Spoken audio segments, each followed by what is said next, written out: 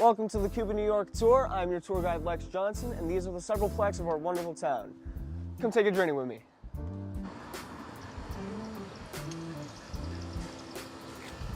Our first plaque takes us to the Bath-Olean Turnpike.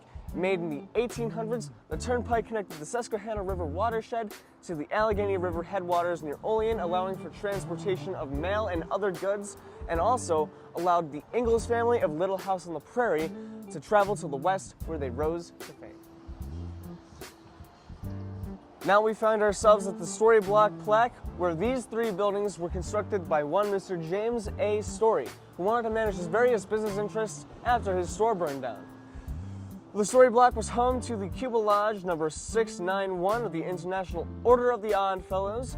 The Order of the Odd Fellows had many notable members, including Charlie Chapman and Harry S. Truman. Our third stop is the Eldridge Block, constructed by Captain George H. Eldridge, who was born in Greenville, Illinois, and grew up in Jackson County, Arkansas, where he lived with his father, who ran a successful lumber and boat landing business. Following his father's passing, he moved to Friendship, New York with his uncle. There he earned a high rank during the American Civil War and was honorably discharged. After that, he moved to Cuba, where he sold a plethora of general goods and advocated for the temperance movement by owning a prohibition newspaper known as the Cuba Post. His tragic death in 1921 was heard all throughout Allegheny County, and his legacy still lives on today. We find ourselves at the St. James Hotel, which has an infamous history of burning down repeatedly. Originally built by General Calvin T. Chamberlain in 1835, the Lafayette House was known throughout the country for its remarkable hospitality and was also named in honor of the Marquis de Lafayette, who served in the Continental Army during the Revolutionary War. It was this hotel that had many meetings, including the one for the construction of the Genesee Valley Canal. For unknown reasons, the hotel was renamed to the St. James Hotel in 1875 and remained that way for over 176 years. The hotel was the home to the liquor community during the Prohibition era and stored alcohol supplies under the cover of darkness in the basement. It burned down in 1898 and restored to its former glory, and then burned down again in 2011. Down the road from the Empire Block, we arrive at the Cuba Ice Cream Shop. George A. Mifers moved to the States in 1909 with his brother Nicholas and opened a confectionery store in 1911. He then, in 1917, bought the Cuba Ice Cream Company from William N. Pettit. When the Prohibition era began, he flushed all alcoholic products that he sold and expanded his ice cream manufacture. After walking a while, we arrive at the Empire City Farms. When it burned down in 1906, it was then rebuilt in 1909 with non-flammable materials such as brick and stone. In honor of the world record-breaking stallion, McKinney, it was not only the home of many famous horses from the Tsar of Russia, the Shah of Persia, and the Budweiser Clydesdales, but it also provided electricity to the town of Cuba and contained a printing press.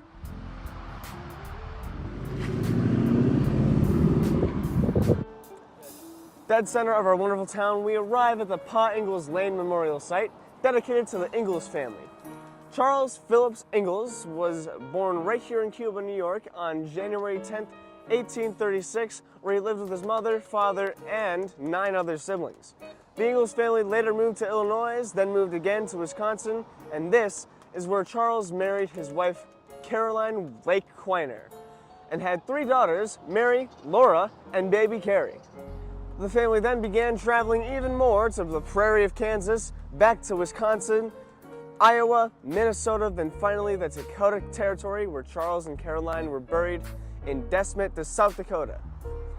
Laura Ingalls, famous for her Little House book series, wrote about her pa telling stories about his hunting, trapping, carpenting, and farming career, and how he loved reading and music. Charles was even an avid fiddle player.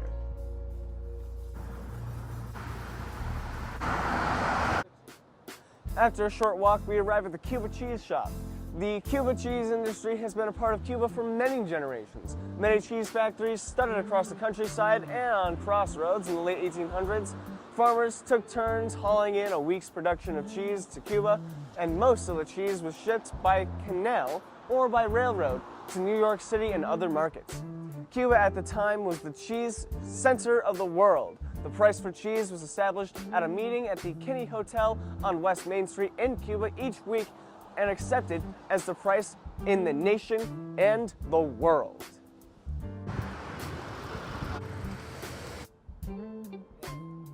We find ourselves on Main Street where we arrive at the Palmer Opera House, reconstructed by Joseph Palmer in the beginning of 1872 after a fire severely damaged his original structure. The Palmer Block was once referred to as the Keller Opera House, the confusion stemming from the fact that the property was originally built by Mr. Palmer, but later lost to Mr. Keller in a poker game. The Palmer Block houses 3 commercial store bays on the street level and a community opera house on the second floor. Stage shows and programs were presented there through the late 1930s, and the Palmer Block was again severely damaged in 2001. The interior was exposed to the elements for over 4 years. The building has been restored to its former glory and operated by Cuba Friends of Architecture.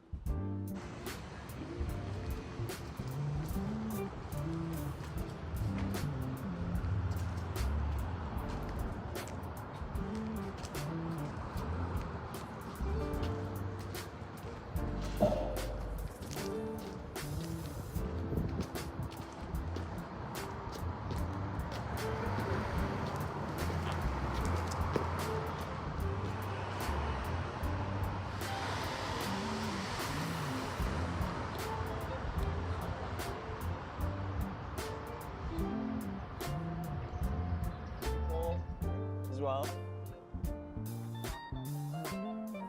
Huh?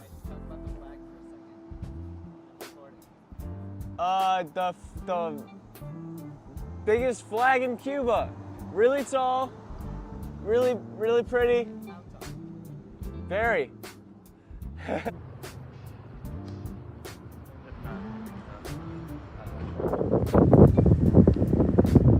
We now arrive at the corner of Main and Orchard, where the Kinney House was one of the most popular hostelries in Western New York, and for many years was where the national price of cheddar cheese was established. The market price board is preserved at the Cuba Cheese Museum. At the Palmer Opera House, a livery station and carriage house was operated at the rear of the building, and horse-drawn carriages met incoming guests at both the Erie and Pennsylvania Railroad stations. In later years, a 4-lane bowling alley was a popular attraction for local bowling leagues. Our next stop is Willowbank Park. The first ever Cuba Town meeting was held 275 feet east of this location at the Griffin Log Tavern. Presiding members include Calvin T. Chamberlain, Samuel H. Morgan, Stephen K.D., and John Griffin. We arrive at the Kirkpatrick Home for Childless Women, which was previously located at 87 West Main Street. It was formerly the residence of David Kirkpatrick and of his daughter, Miss Bella K. Waite, who in memory of her father left it to be used as the Kirkpatrick Home for Childless Women. Our final stop on the tour is the Genesee Valley Greenway Trail. Formerly a system of canals and then a railroad, this 93-mile corridor was dedicated in 1991 to provide nature and recreation to the public. That concludes our tour guide for Cuba, New York. To continue the actual tour, please go to cubany.us for more information.